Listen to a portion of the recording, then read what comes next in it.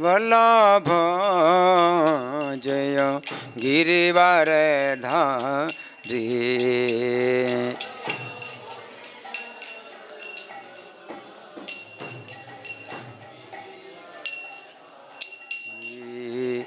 जय गोपी जन वल्लभ जय गिरिवरधारी।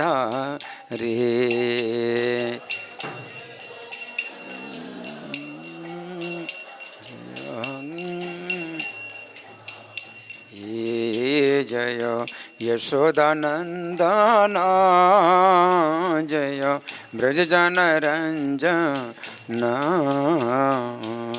यशोदान।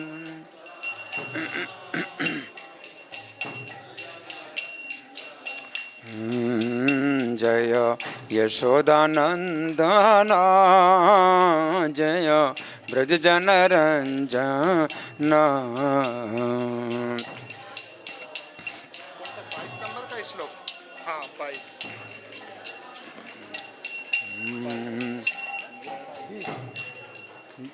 बीस। जय यमुना तीरवनचारी जय कुंज बिहारी।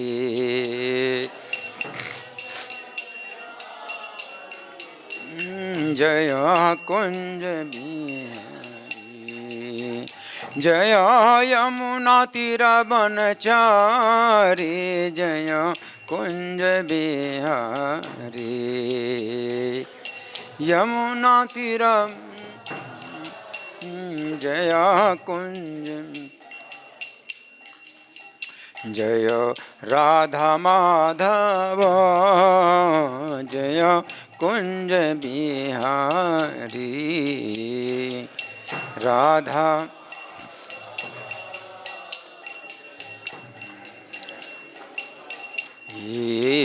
जय राधा माधव जय कुंज बिहारी। राधा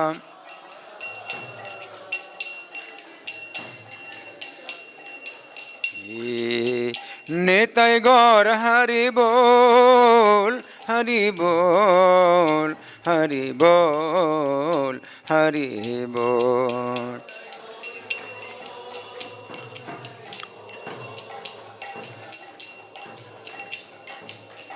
जय प्रभुपदा प्रभुपदा प्रभुपदा जय प्रभुपदा।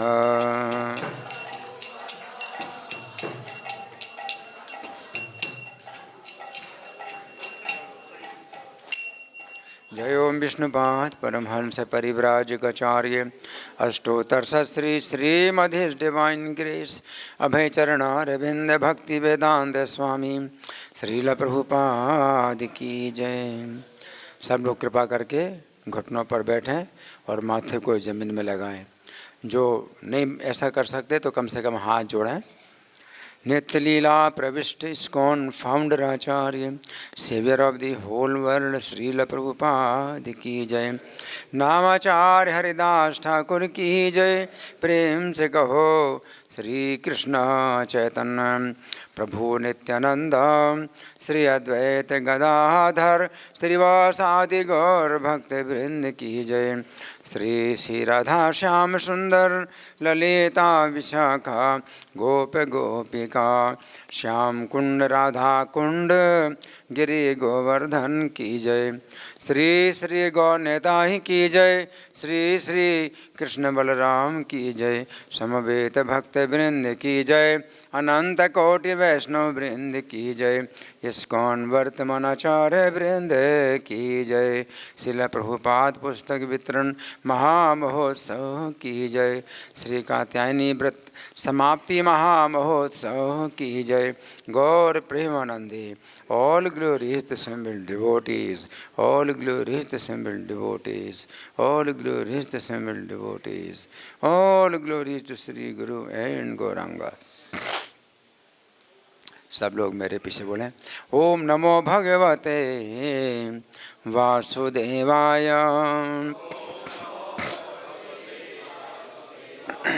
ओम नमो भगवते वासुदेवाय। ओम नमो भगवते वासुदेवाय।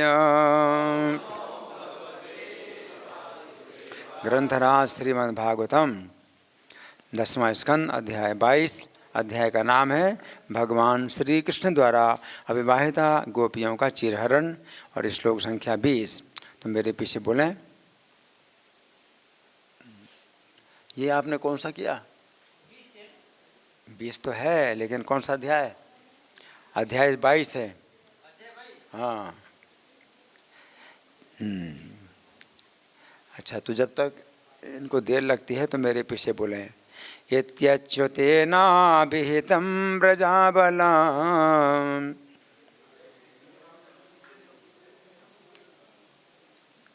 मेरे पीछे बोलिए, ठीक है? मेरे पीछे बोलिए। इत्यच्युतेनाभिहितं व्रजाबलाम्। अच्छा, थोड़ा और कम बोलता हूँ। इत्यच्युतेना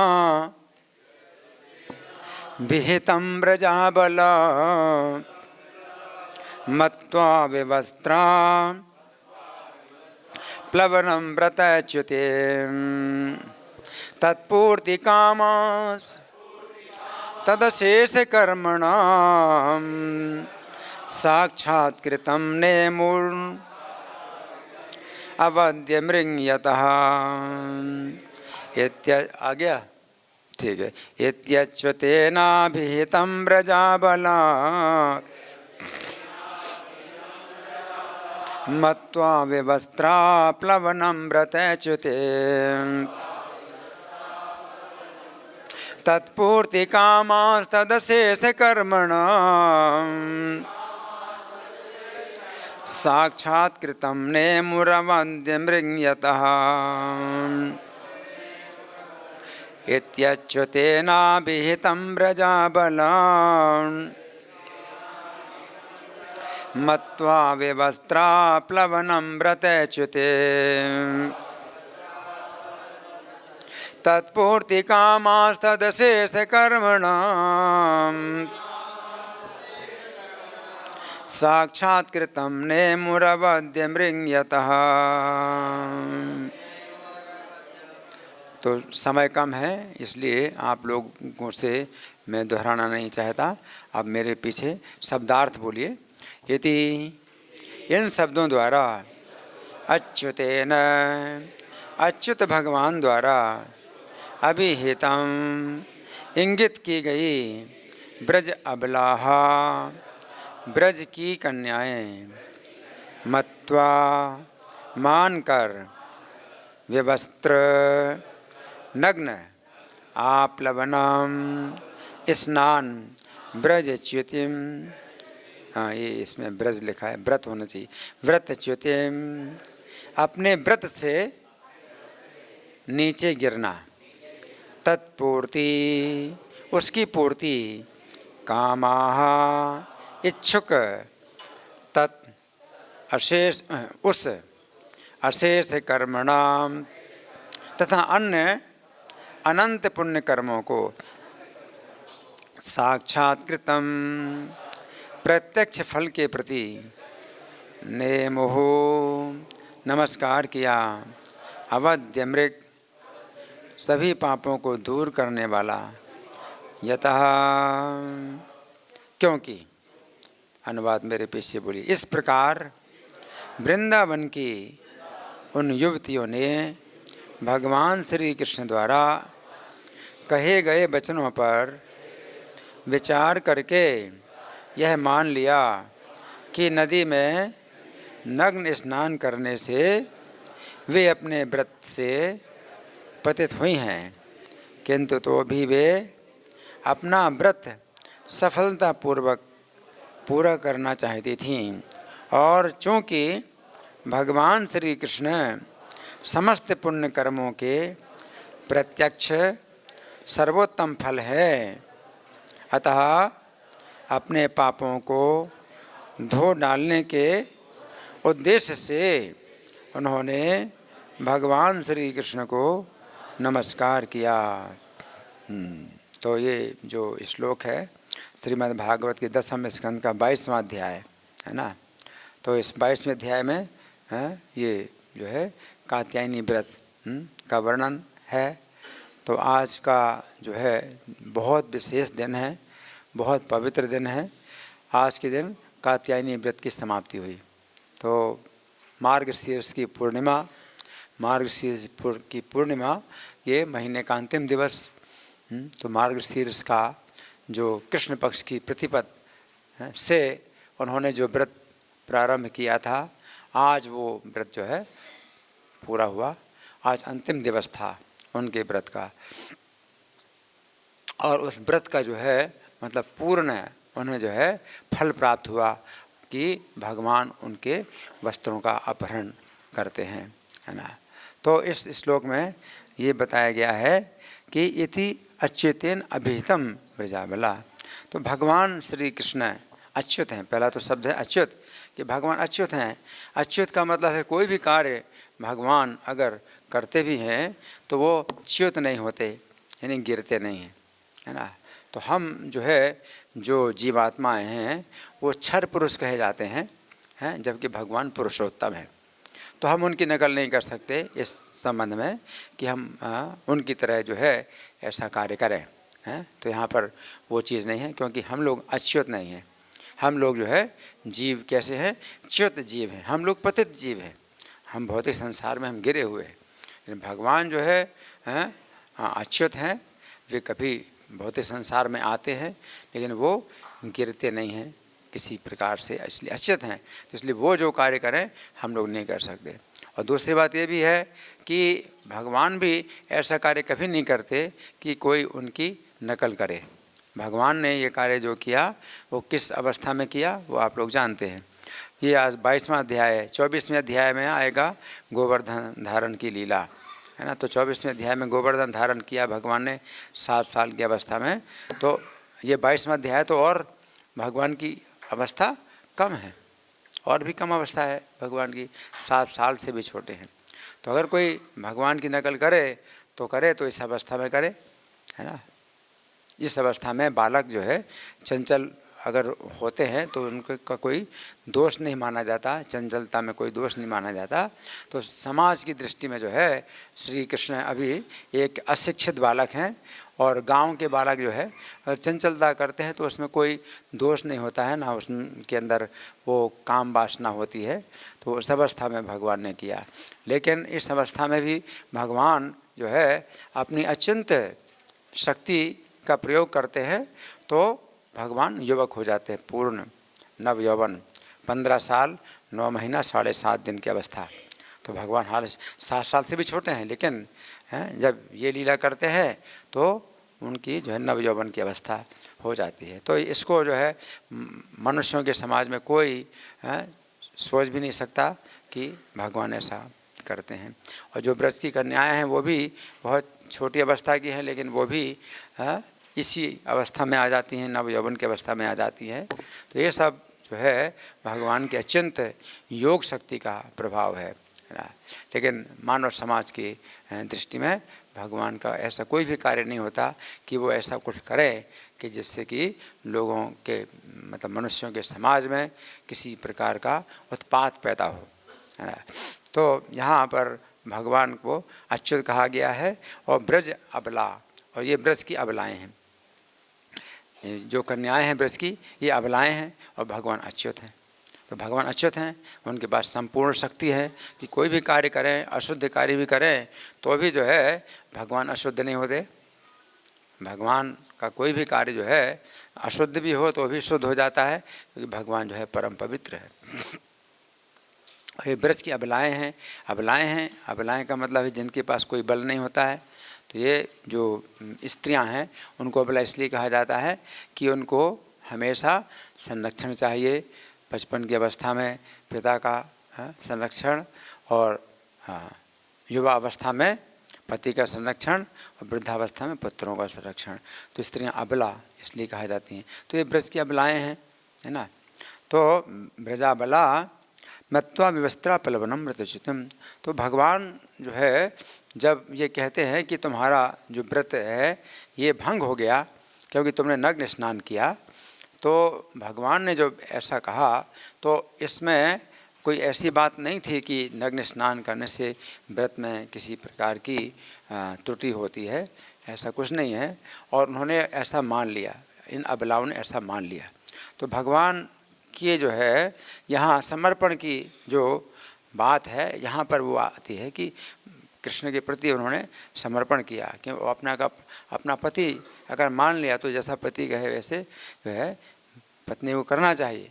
तो उन्होंने कोई इस विषय में तर्क नहीं किया कि उनके जो है घर में जो भी बड़ी स्त्रियां हैं, माताएं हैं, तो वो भी जो है नग्न स्नान करती हैं। तो वो घाट ही इस प्रकार का है कि जहाँ स्त्रियां जो है मतलब स्नान करती हैं और वो नग्न स्नान करती हैं, तो इसमें कोई दोष, किसी प्रकार का भी दोष नहीं है। लेकिन उन्होंने जो है कृष्ण को प्रसन्न करने की, अगर पति जो है हम ऐसा कहते हैं तो उनको मान लेना चाहिए, क्योंकि वो कृष्ण को अपना जो है स्वामी मानना चाहती हैं और कृष्ण को ही प्रसन्न करना चाहती हैं। तो कृष्ण की प्रसन्नता में अपना पूरा जो है वो जीवन अर्पित करना चाहती हैं, अपना शरीर और मन सब कुछ जो है कृष्ण की प्रसन्नता में अर्पित करना चाहती हैं। तो कृष्ण अगर कहते हैं कि तुम्हारा व्रत भंग हो गया, तो उन्होंने मान लिया कि व्रत भंग हो गया। क्यों? क्योंकि कात्यायनी देवी की प्रसन्नता हो या ना हो, वो तो कृष्ण को प्रसन्न करना चाहती हैं।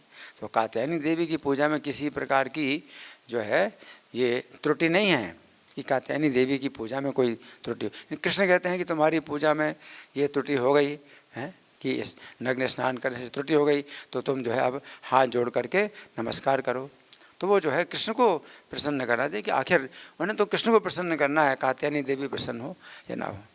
कात्यायनी देवी प्रसन्न हो जाएं तो भी है ना, उससे उन्हें क्या करना है, उन्हें तो कृष्ण को प्रसन्न करना है ना। और कृष्ण उनके अगर पति जो है बनने के लिए तैयार हैं तो कृष्ण जो है जैसा कहेंगे वैसा करेंगी, क्योंकि असली उनका जो लाभ है वो यही है कि श्री कृष्ण को जो है प्रसन्न करना है। इसलिए मत्वा इसमें बताया गया है, मत्वा व्यवस्त्रा प्लवनम व्रतच्युतम। उन्होंने मान लिया, उन्होंने मान लिया। नहीं तो शास्त्र के अनुसार ऐसा कुछ भी नहीं है कि उनके जो है नग्न स्नान से जो है कात्यायनी देवी की पूजा में कोई जो है कमी हुई। तो मत्वा कहा कि माना उन्होंने। क्या है? समर्पण, ये कृष्ण के लिए समर्पण। कृष्ण कहते सर्वधर्मान परित्यज्य माम एकम शरणं व्रज, सब धर्मों को त्याग के मेरे शरण में आओ। तो कात्यायनी देवी की पूजा में जो है जो भी मतलब हो या ना हो, लेकिन कृष्ण को प्रसन्न करने के लिए कात्यायनी देवी की पूजा कर रही हैं और कृष्ण स्वयं आ गए। अब कृष्ण अगर ऐसा आदेश करें, जैसा आदेश करें वैसा ही उनको करना है। तो कठपुतली जैसे होती है तो सूत्रधार की इच्छा के अनुसार चलती है या नाचती है, उसी प्रकार से कृष्ण जो है उनको अब जैसे कह रहे हैं वैसा कर रहे हैं। तो उन्होंने जो है कृष्ण के आदेश के अनुसार जो है अब जल से बाहर निकलना है और नग्न अवस्था में निकलना है। तो निकली है ना। अब भगवान कह रहे हैं कि अब हाथ जोड़ो, तो अब जो है अपने गुप्त अंग को भी नहीं ढक सकती, तो इस तरह से भी उन्होंने हाथ जोड़े।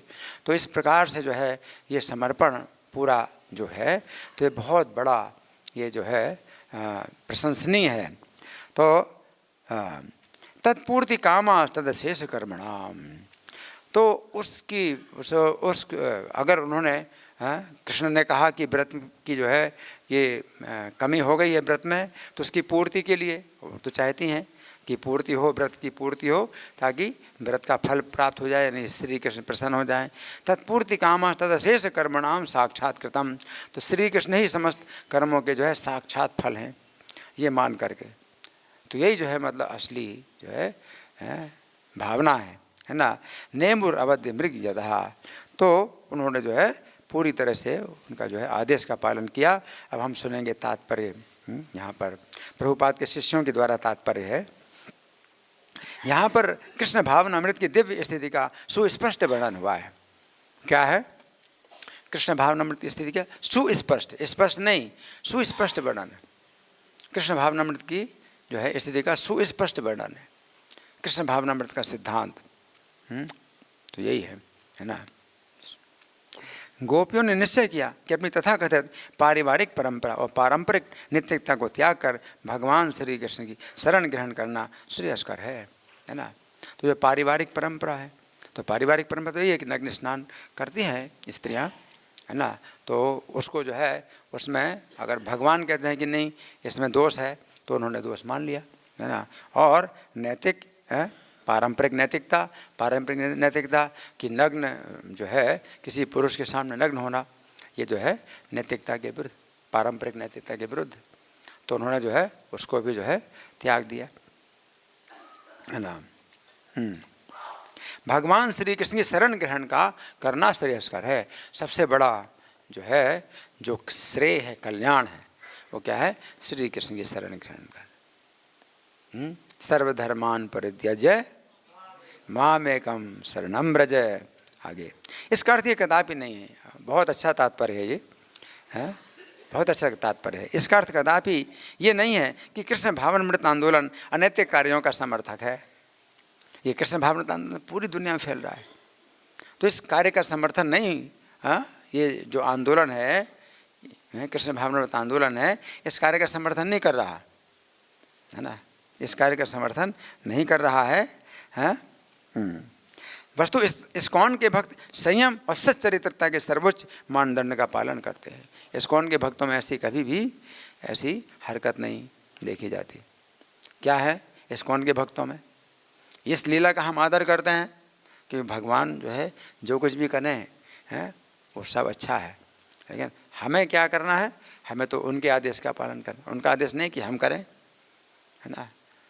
तो क्या क्या है? इस्कॉन के भक्त संयम और सच्चरित्रता के सर्वोच्च मानदंड का पालन करते हैं। इस्कॉन के भक्तों में बहुत जो है इस संबंध में मतलब शुद्ध चरित्र होता है, कभी भी जो है इस प्रकार की हरकत नहीं देखी जाती इस्कॉन के भक्तों में, है ना। ये जो है मतलब बात है जो बहुत जो है समझने वाली है। किंतु उसी के साथ हम भगवान श्री कृष्ण की दिव्य स्थिति को मान्यता प्रदान करते हैं। श्री कृष्ण ने जो कार्य किया इसको जो है पूरी मान्यता, उसका पूरा हम समर्थन करते हैं और पूरा आदर करते हैं कृष्ण के इस कार्य का।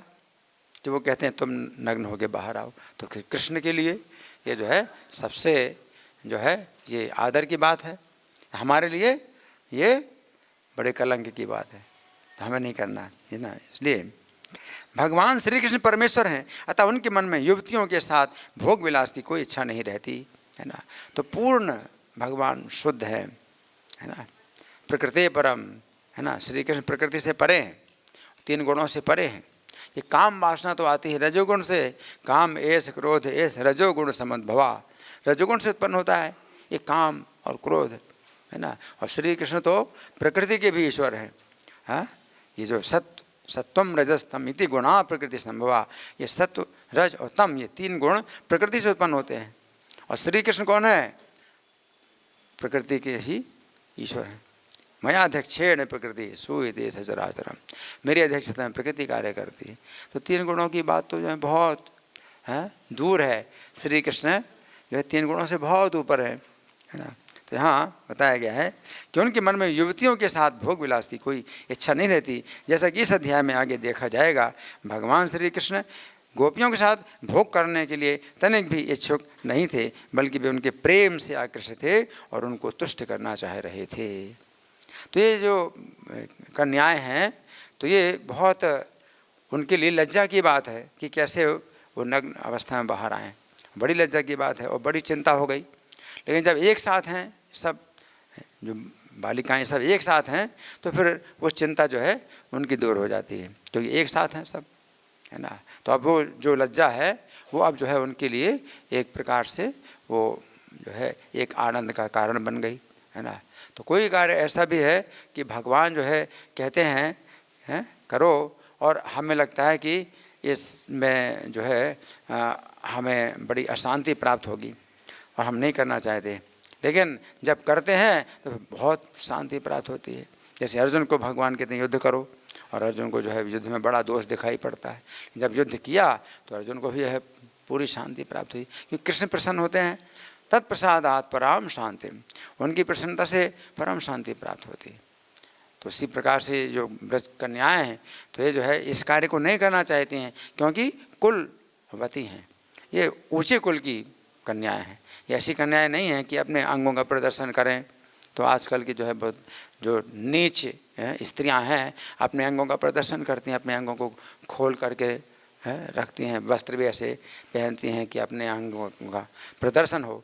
तो ये ऐसी कन्याएं नहीं है ना। तो इनके लिए बड़ी जो है मतलब मृत्यु से भी ज़्यादा ये जो है कष्टकारक है कि जो है नग्न अवस्था में आए।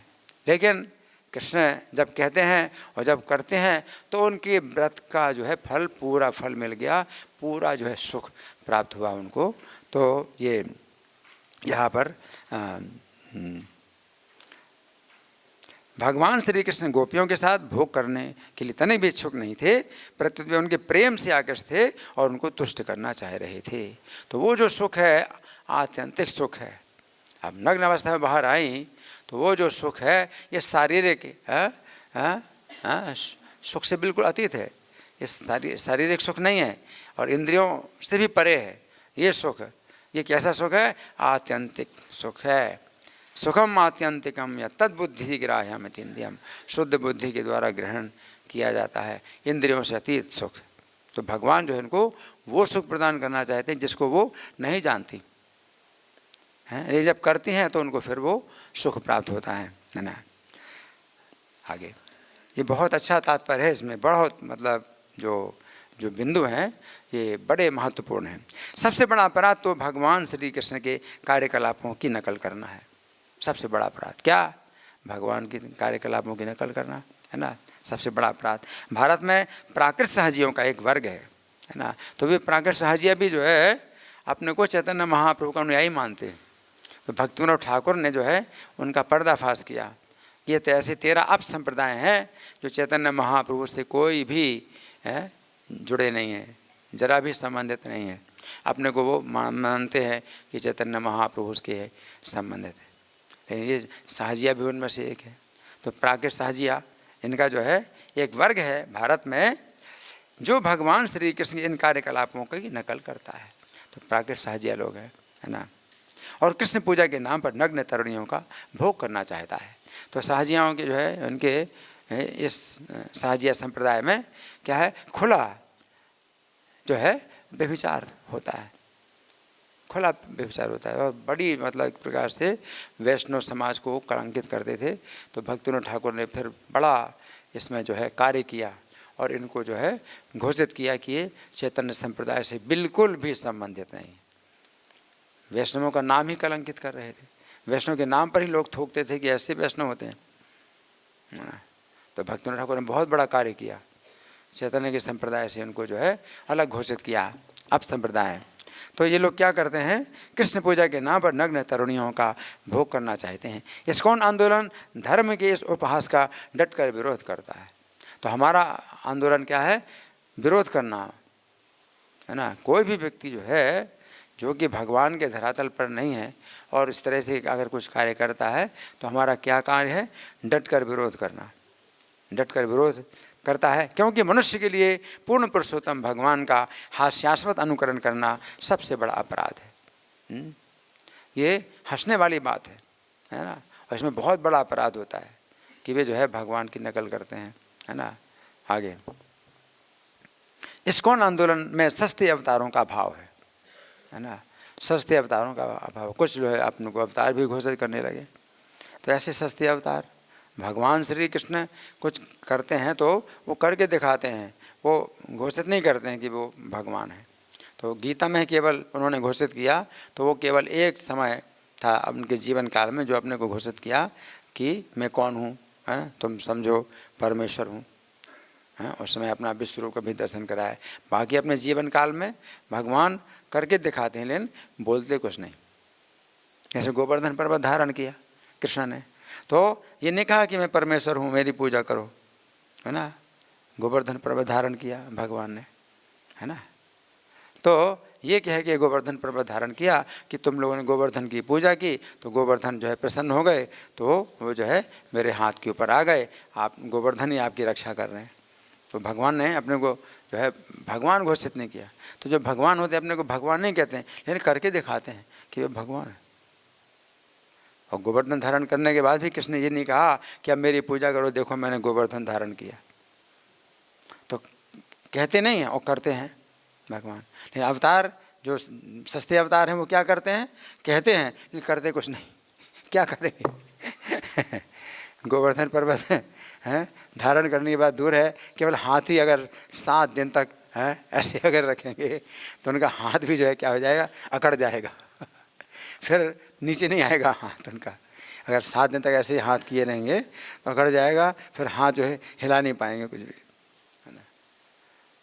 तो ऐसे सस्ते अवतार है, करते कुछ नहीं है लेकिन कहते हैं कि हम अवतार हैं, है ना। ये जो है ये चीज़ नहीं है।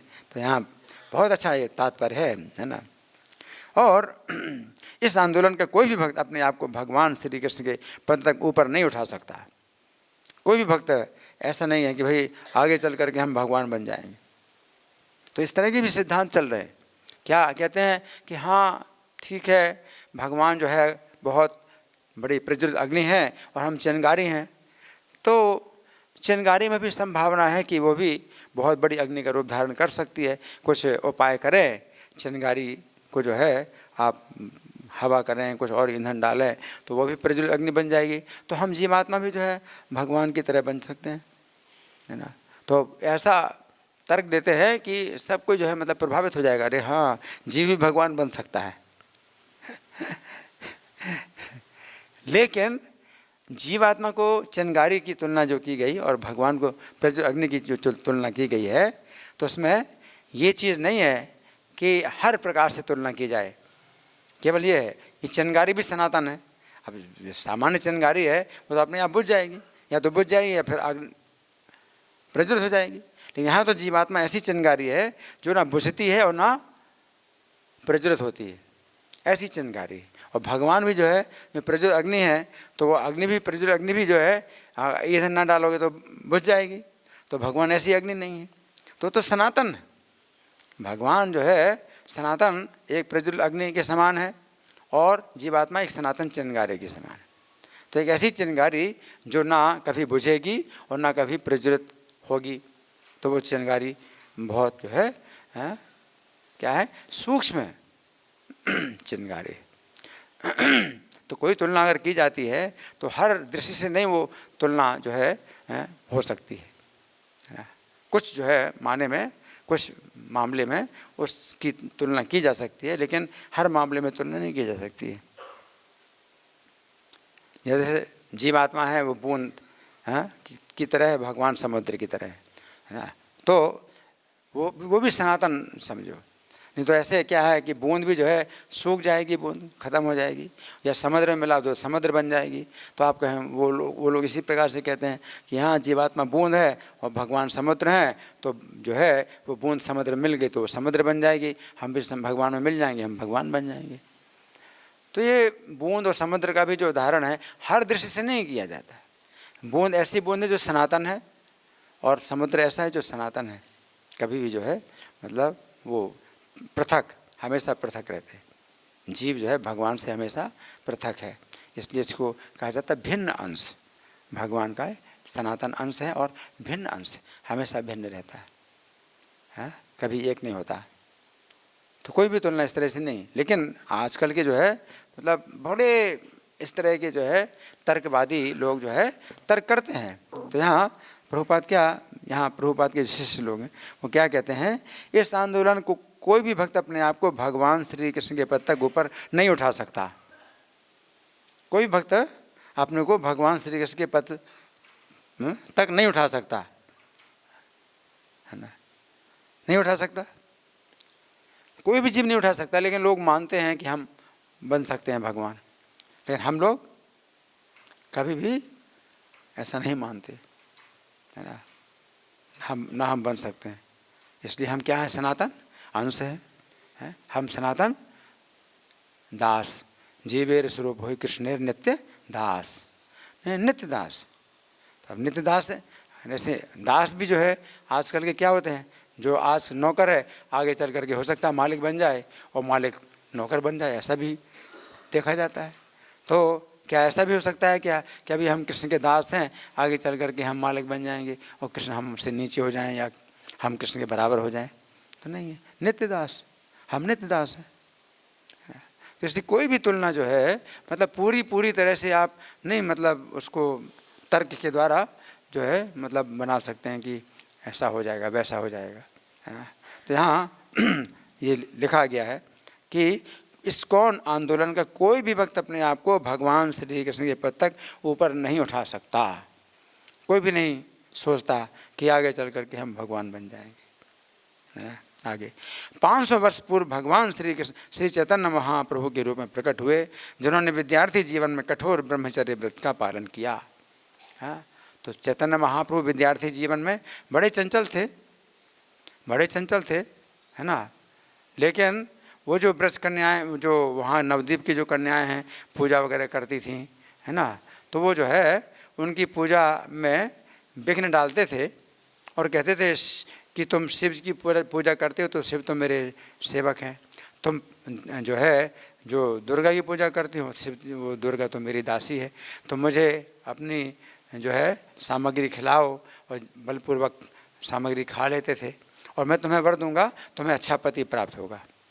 तो चैतन्य महाप्रभु अपने विद्यार्थी जीवन में चंचलता करते थे, लेकिन वो जो कन्याएं हैं वो जो है उनको अपना भाई मानती थी, और भाई है और बड़ा चंचल है, यही मानती थी बड़ा चंचल है, और शिकायत करती तुम हमारे भाई लगते हो, तुम ऐसा क्यों करते हो।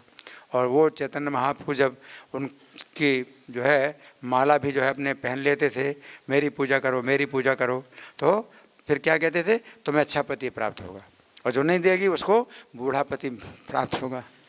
लेकिन भगवान स्वयं चैतन्य महाप्रभु पति नहीं बनते थे, न वो उनको अपना पति बनाती थी। तो चैतन्य महाप्रभु विद्यार्थी जीवन में चंचलता जरूर करते थे, लेकिन उन कन्याओं के साथ में भाई जैसा व्यवहार करते थे।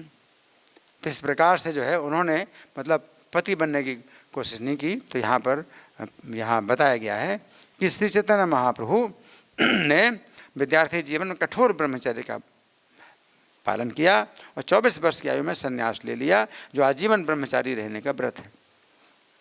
फिर जब विवाह भी किया है तो 2 विवाह किए, लेकिन तो अभी कोई संतान नहीं उत्पन्न की, है ना। मतलब एक प्रकार से ब्रह्मचारी ही जैसे बने रहे, वो गृहस्थ जीवन में भी ब्रह्मचारी जैसे ही बने रहे, कोई संतान उत्पन्न नहीं की। और फिर 24 साल में संन्यास भी ले लिया, तो फिर पूर्ण ब्रह्मचर्य का जीवन उसमें भी बिताया। श्री चैतन्य महाप्रभु भगवान श्री कृष्ण की प्रेमा भक्ति की अपने व्रत को निभाने के लिए स्त्री संघ से दृढ़ता के साथ दूर रहते थे। अब देखिए क्या मतलब भगवान श्री कृष्ण स्वयं जो है चैतन्य महाप्रभु के रूप में दिखा रहे हैं कि अगर हमें क्या है श्री कृष्ण की प्रेम भक्ति चाहिए तो हमें पूर्ण ब्रह्मचर्य का पालन करना होगा। मतलब इस प्रकार की जो हरकतें हैं, है ना, इनमें से 1% भी हमें इस तरह की हरकतें नहीं करनी है अगर हम कृष्ण के प्रेम को पाना चाहते हैं। चैतन्य महाप्रभु स्वयं, है ना, तो भक्त के रूप में जो है वो ये लीला जो करते हैं शिक्षा देने की लीला करते हैं, है ना। तो पूर्ण रूप से जो है उन्होंने ब्रह्मचर्य का पालन किया और श्री कृष्ण के प्रेम भक्ति का व्रत का निर्वाह किया। और अगर आप इस प्रकार से करेंगे तो श्री कृष्ण के प्रेम भक्ति से आप जो है वंचित हो जाएंगे, जो कि सबसे बड़ी दुर्घटना है। कृष्ण के जो है प्रेम से अगर आप गिर गए तो सबसे बड़ी दुर्घटना, सबसे बड़ा नुकसान तो यही हो गया, है ना। तो यहाँ बताया गया है जब 5000 वर्ष पूर्व भगवान श्री कृष्ण स्वयं प्रकट हुए थे तो उन्होंने ये अद्भुत लीलाएं प्रदर्शित की थी जो हमारे चित्त को आकर्षित करती हैं।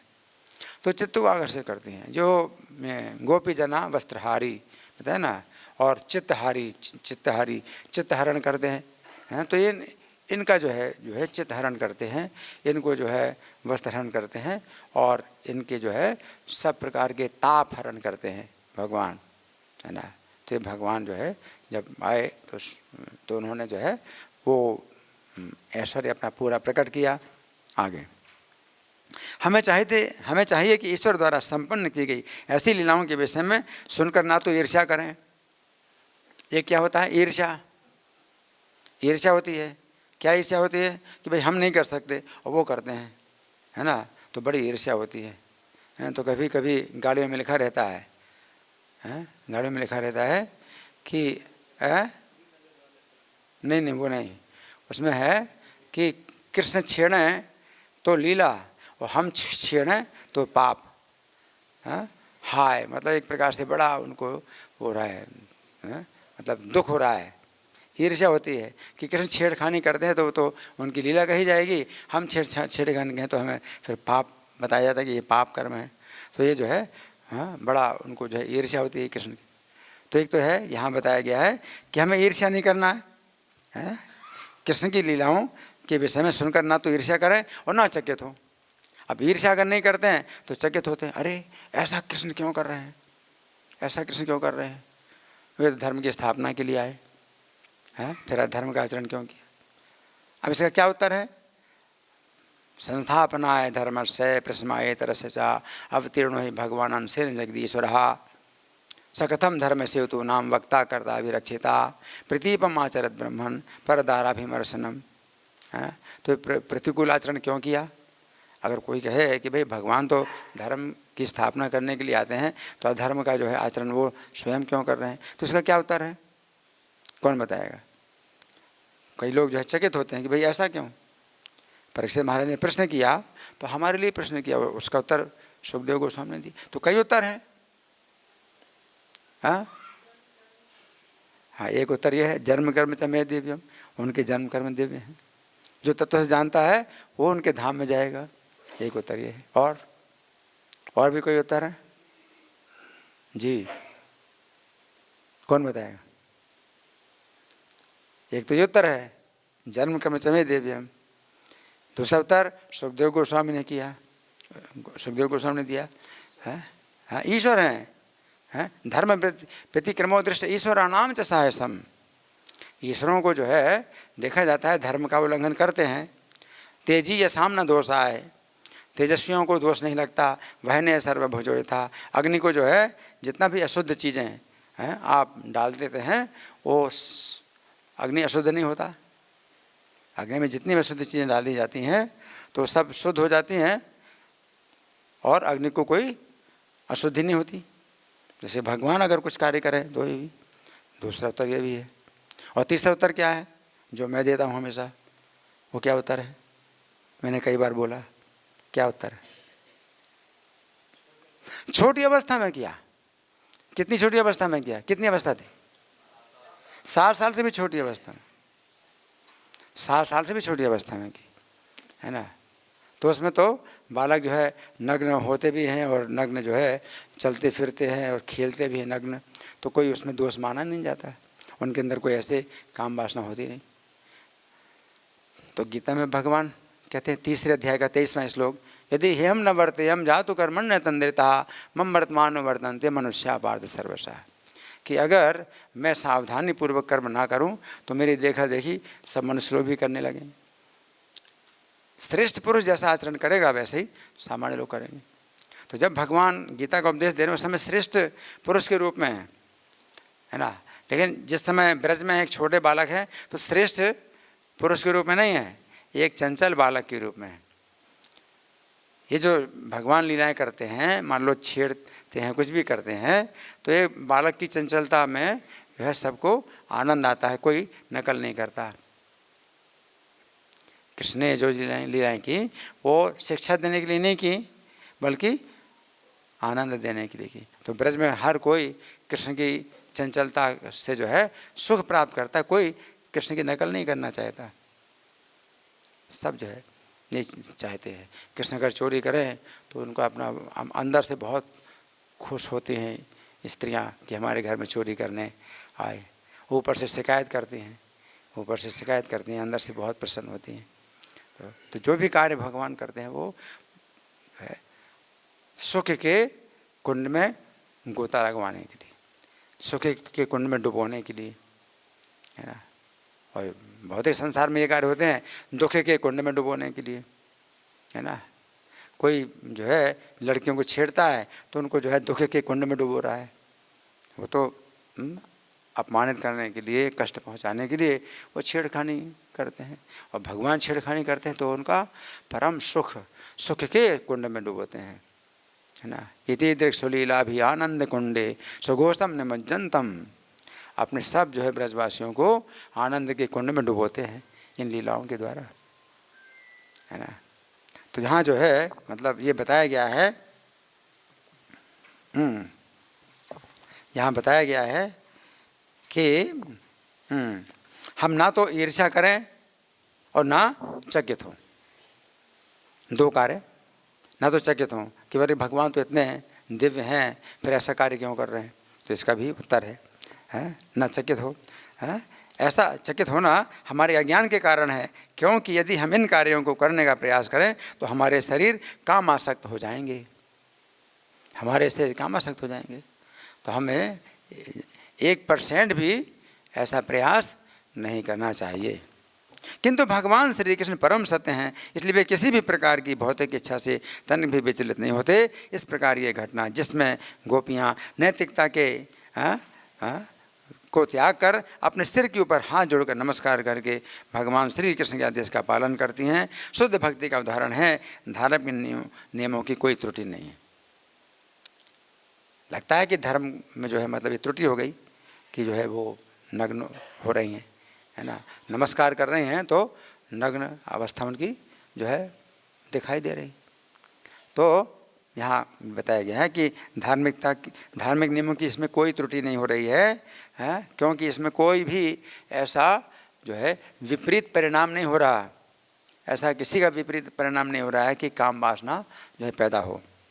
आगे वस्तुतः गोपियों का समर्पण सर्वधर्म की पूर्णता है, सर्वधर्म की पूर्णता है। सब धर्म जो है की पूर्ति कहाँ होती है? कृष्ण को प्रसन्न करने। जितने भी धर्म हैं, धर्मः सुनिश्चिता पुंसाम विश्वक्सेन कथा सुनया नोत्पादित यदि तम श्रम एवं केवलम। अगर कृष्ण को प्रसन्न नहीं किया, आप धर्म बहुत बढ़िया कर रहे, खूब अच्छा तरह पालन कर रहे हैं, और कृष्ण प्रसन्न नहीं हुए तो श्रम एवं केवलम, पूरा परिश्रम ही परिश्रम कर रहे हैं आप, तो क्या फायदा? हम धर्म खूब बढ़िया से पालन कर रहे हैं लेकिन कृष्ण प्रसन्न नहीं हो रहे, तो क्या हुआ? ये क्या एकमात्र क्या है? हरि बोल हरि बोल हरि बोल हरि बोल। प्रसादम टाइम प्रसादम टाइम, हरि बोल हरि बोल। प्रसादम टाइम में आंखें खुल जाते हैं, हरि बोल हरि बोल। तो मैं क्या बता रहा था? गोपियों का समर्पण सर्वधर्म की पूर्णता है, जैसा कि शीला प्रभुपाद श्री कृष्ण लीला पुरुषोत्तम में बताते हैं। गोपियाँ सीधी सादी जीव थीं, सीधी सादी जीव थीं, तो सरलता, और सरलता से भगवान प्राप्त होते हैं, कुटिलता से नहीं प्राप्त है। He is simple for the simple and क्या है, कॉम्प्लिकेटेड फॉर द क्रूकेट। एक सरलता एक कुटिलता, या तो आपके अंदर सरलता है या कुटिलता है, और कुटिलता है तो फिर कृष्ण को समझना दुष्कर है, और सरलता है तो कृष्ण को समझना सरल है। तो गोपियाँ क्या हैं? सीधी सादी जीव थी, सरल, सरलता से, है ना। तो गोपियाँ सीधी सादी जीव थीं और भगवान श्री कृष्ण जो कुछ भी कहते उसे वे सच मानती थी। वरुण देव के कोप से अपने आप को बचाने और अपने व्रतों की पूर्ति करने, अंततोगत्वा अपने आराध्य भगवान श्री कृष्ण को प्रसन्न करने के लिए उन्होंने उनके आदेश का तुरंत पालन किया। नहीं तो उनके पास तर्क था कि आप ऐसा क्यों कहते हैं, हमने नग्न स्नान किया तो इसमें कौन से व्रत की कमी होगी? ये सब उनकी माताएं भी हैं, सब परंपरा से सब नग्न स्नान करती रहीं और सब व्रत भी करती रहीं, सब प्रकार के व्रत भी करती रहीं, कोई भी ऐसा नहीं बात आई, है ना। तो इस प्रकार वे भगवान श्री कृष्ण की सर्वोच्च प्रेमिकाएं और परम आज्ञाकारिणी सेविकाएं बन सकी, परम आज्ञाकारिणी सेविकाएं, है ना। कृष्ण अगर जो है कहते हैं तो अब सर्वधर्म की पूर्णता तो यहीं पर है। अब जो है कोई धर्म अब जो है बाकी नहीं रहा, सब धर्म से ऊपर उठ गई। हाँ, जिज्ञासूरप योग से शब्द ब्रह्माति वर्तते, जिसकी योग में जिज्ञासा भी होती है, यानी कृष्ण से जुड़ने में अगर इच्छा भी होती है तो वो भी जो है शास्त्रों के जो है कहे विधि विधान से ऊपर उठ जाता है, वो भी कृष्ण को प्रसन्न करना चाहते हैं। तो अब शास्त्र की जो है कोई भी बात हो, है ना, हाँ, अब कोई अर्थ नहीं होता है, आप कृष्ण को प्रसन्न करना चाहते हैं। आगे गोपियों की कृष्ण भावना की तुलना की जा सके ऐसा कुछ भी नहीं है, कहीं भी जो है ये उदाहरण नहीं मिलेगा इनकी सर्वोच्च स्थिति, है ना। वास्तव में गोपियों को ना तो वरुण की चिंता थी न किसी अन्य देवता की चिंता कि वरुण का अपराध हुआ तो इससे क्या है, कृष्ण अगर प्रसन्न है तो वरुण का अपराध हुआ तो क्या फर्क पड़ता है। और ना किसी अन्य देवता ने कात्यायनी की पूजा कर रहे हैं तो ना उनको कात्यायनी की चिंता थी कि कात्यायनी वो तो किसी भी प्रकार से कृष्ण की प्राप्ति करना चाहती हैं, कृष्ण को प्रसन्न करना चाहती हैं, तो उनको कुछ भी है। भगवान कहते वरुण देवता का अपराध हुआ तो मान लिया उन्होंने, मान लिया, कृष्ण कहते हैं तो मान लिया क्योंकि कृष्ण ही को प्रसन्न करना है बस, और कुछ नहीं, है ना। ना तो उनको वरुण देवता की चिंता थी ना किसी अन्य देवता की चिंता थी, वे केवल भगवान श्री कृष्ण को प्रसन्न करना चाहती थी, है ना। यहाँ तात्पर्य समाप्त हुआ, बहुत बढ़िया तात्पर्य है। प्रभुपाद ने जो है 13 अध्याय तक ही तात्पर्य किया था क्योंकि उनको पता था कि उनका जो है शरीर छूट जाएगा, तो 13 अध्याय तक तात्पर्य करके फिर प्रभुपाद ने लीला पुरुषोत्तम भगवान श्री कृष्ण लिखा। उन्होंने जब देखा कि 13 अध्याय तक तो कर लिया और 90 अध्याय हैं तो 10वां स्कंद वो पूरी कर नहीं पाएंगे, एक एक शब्द का जो है अर्थ करना और अनुवाद करना, तात्पर्य करना संभव नहीं है। तो प्रभुपाद जानते शरीर छूटने वाला है, तो उन्होंने लीला पुरुषोत्तम भगवान श्री कृष्ण लिख दिया कि वो बहुत आवश्यक है कि 90 अध्याय जो भागवतम के हैं वो जो है कथा के रूप में प्राप्त हो जाए, तो इसलिए कृष्ण पुस्तक लिखी, कृष्ण पुस्तक। तो जितनी लीलाएं हैं उनको जो है मतलब प्रभुपाद ने लिख दिया, है ना, लेकिन जो इतने लंबे लंबे तात्पर्य हैं वो प्रभुपाद 13 अध्याय तक कर पाए। तो 10वें स्कंद के 4 खंड हैं, तो पहला जो खंड है वो प्रभुपाद ने मतलब कर दिया था, वो भी जब उनका शरीर बहुत मतलब था, रुग्ण था और मृत्यु शैया पर थे तो भी वो कर रहे थे। तो किसी प्रकार से जो है बोलते बोलते बड़ी कठिनाई से बोल करके 13 अध्याय पूरे किए, लेकिन कृष्ण पुस्तक पहले से लिख लिया था, हैं, तो अपना काम अपना पूरा कर ही दिया था प्रभुपाद ने। लेकिन उनके शिष्यों ने भी कितना मतलब कार्य किया है, प्रभुपाद की पूरी दिशा में कार्य किए है। ये पूरा 12 स्कंद जो है जो किया है तो प्रभुपाद से अलग नहीं है, प्रभुपाद के शिष्यों ने, उनका भी समर्पण इतना है कि प्रभुपाद ने जो कार्य किया बिल्कुल उसी तरह से जो है मतलब किया है। ठीक है, तो अब हम लोग जो है हमारे पास कुछ समय है, आप लोगों के साथ में मंथन करना है, विचार करना है, चर्चा करना है। कोई प्रश्न है? माता जी आपका, इनको हैंड माइक दीजिए।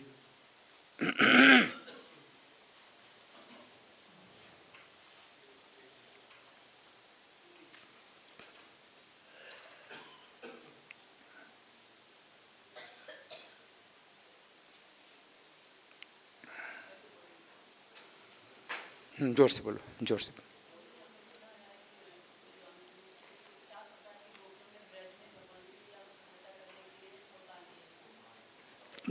कह रही 4 प्रकार की गोपियों ने भगवान की लीला में सहायता करने के लिए अवतार लिया था। हाँ, कौन कौन सी?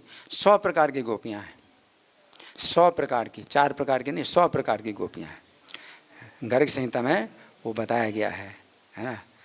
जैसे भगवान राम के अवतार के समय मिथिलापुर वासिनी स्त्रियाँ थीं, वो भी भगवान को पति बनाना चाहती थी, तो वो भी जो है गोपियाँ बनी ब्रज में, भगवान उनको आदेश दिया गोपियाँ बनो। फिर कौशलपुर वासिनी स्त्रियाँ थीं, जब सीता से विवाह करके कौशलपुर से होके गुजरे तो वो स्त्रियाँ भी जो है भगवान को पति बनाना चाहती थी, वो भी गोपियाँ बनी। तो कौशलपुर वासिनी गोपियाँ अलग हैं। फिर अयोध्या वासिनी स्त्रियाँ हैं, वो भी भगवान को पति बनाना चाहती, तो अयोध्या वासिनी गोपियों का अलग यूथ है। 100 यूथ हैं अलग अलग, है ना। भगवान वामन देव के अवतार में सुतल लोक में जब भगवान बलि को ले जाते हैं और बलि के जो है द्वार पर जो है भगवान द्वारपाल बने हुए हैं, तो ऐसे भगवान का जो है दर्शन करके सुतल लोक की जो स्त्रियाँ हैं वो भी चाहती हैं, तो वो भी जो है गोपियाँ बनी, हैं, सुतल लोक वासिनी गोपियाँ, है ना। है, हाँ, दंडकारण्य के जो ऋषि मुनि थे वो भी भगवान राम को देख करके जो आकर्षित हुई, तो वो जो है ऋषि रूपा गोपियाँ अलग हैं, है ना। जलंधरपुर वासिनी गोपियाँ, जलंधर हैं, तो भगवान ने जो है जो वृंदा का सती तो हर भंग किया, तो भगवान के इतना जो है ऐसा दिव्य चरित्र देख करके जलंधरपुर की स्त्रियाँ भी जो है भगवान को पति बनाना चाहती, जलंधरपुर वासिनी गोपियाँ। और महाराज पृथु के समय में भी है ना, तो वो कौन सा नगर था, तो वो वहाँ की जो स्त्रियाँ हैं पृथु महाराज से बहुत आकृष्ट थी, तो वे भी गोपियाँ है ना। इस प्रकार से 100 प्रकार की गोपियाँ। ठीक है जी। और कोई? हाँ जी माता जी, इसके बाद आप करेंगे, पहले माता जी। अच्छा माइक नहीं है, बोलो जोर से बोलो।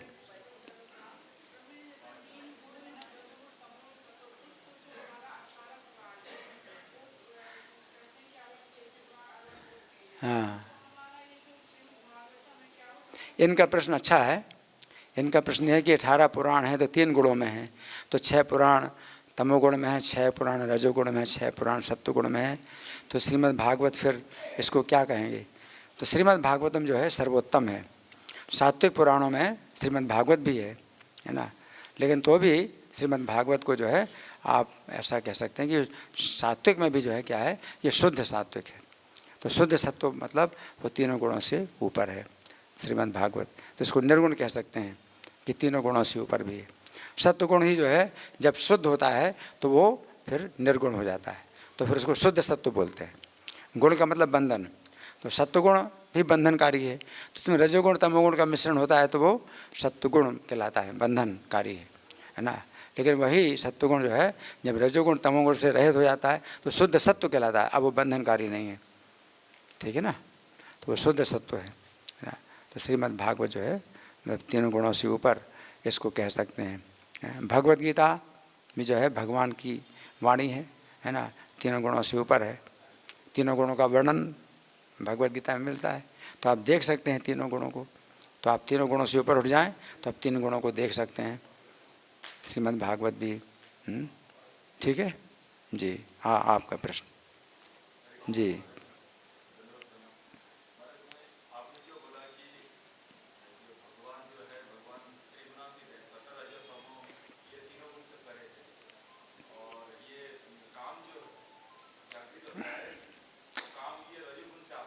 जी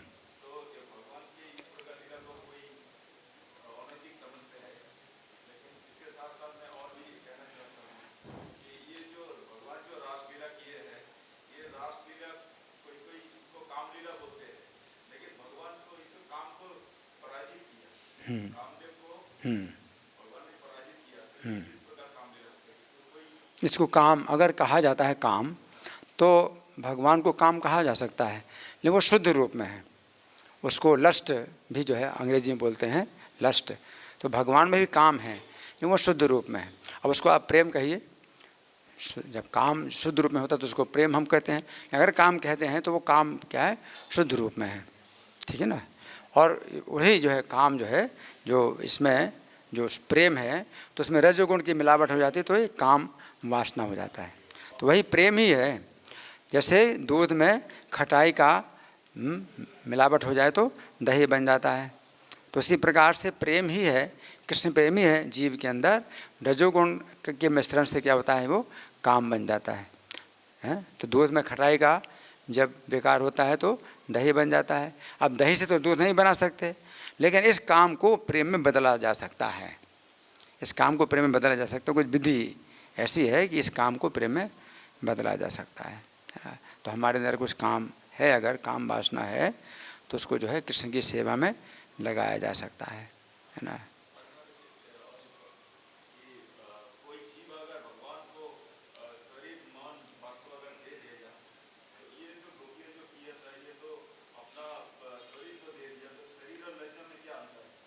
शरीर और लज्जा, लज्जा भी, हाँ, तो भगवान जो है, भगवान के लिए वो अपना जो लज्जा है वो भी वो त्याग रही हैं, तो इससे जो है मतलब उनको भगवान की प्रसन्नता प्राप्त होती है। सामान्यतः कोई भी व्यक्ति जो है अगर अपनी लज्जा में जो है अपना बना रहता है तो सेवा नहीं कर सकता।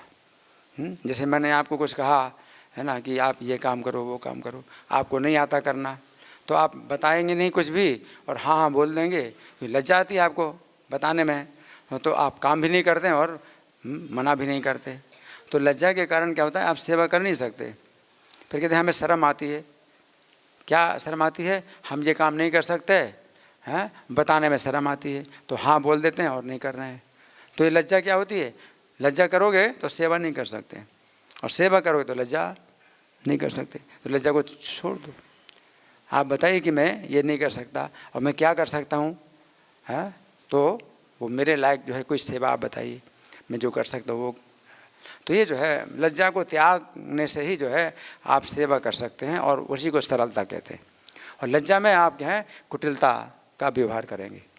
लज्जा आती है तो आप जो है हाँ हाँ बोल दिया और भाग गए, ये क्या है? कुटिलता है, सरलता नहीं है। अगर आपको सरल बनना है तो लज्जा का त्याग करना पड़ेगा। समर्पण। अपनी लज्जा को जो है, लज्जा क्या है? एक प्रकार से गलत एक विचार है कि मैं हर काम कर सकता हूँ, मैं ऐसे नहीं कहूँगा कि मैं ये काम नहीं कर सकता। तो आप, है ना, अज्ञान है, इस अज्ञान को पकड़े हुए हैं। अगर मैं कहूँ कि आप ये काम कर सकते हैं तो आप कहो प्रभु जी मैं इतना कर सकता हूँ, इतना नहीं कर सकता हूँ, तो ये सरलता कहलाती है। और हाँ हाँ करूँगा, हाँ मैं कर सकता हूँ हर काम में, यस सर, यस सर, है ना, और फिर बाद में जीरो, तो और अपराध कर रहे हैं। तो लज्जा के कारण और ज़्यादा अपराध होता है, सेवा का अपराध होता है, सेवा बिल्कुल नहीं होती लज्जा में। लज्जा को बिल्कुल त्यागना होगा, तब आप जो है सरल बन सकते हैं और आपको सेवा कर सकते हैं। ठीक है ना? हाँ, हरे कृष्णा। ग्रंथराज श्रीमद् भागवतम की जय, श्री कात्यायनी व्रत समाप्ति महामहोत्सव की जय, श्रील प्रभुपाद की जय। हरे कृष्णा।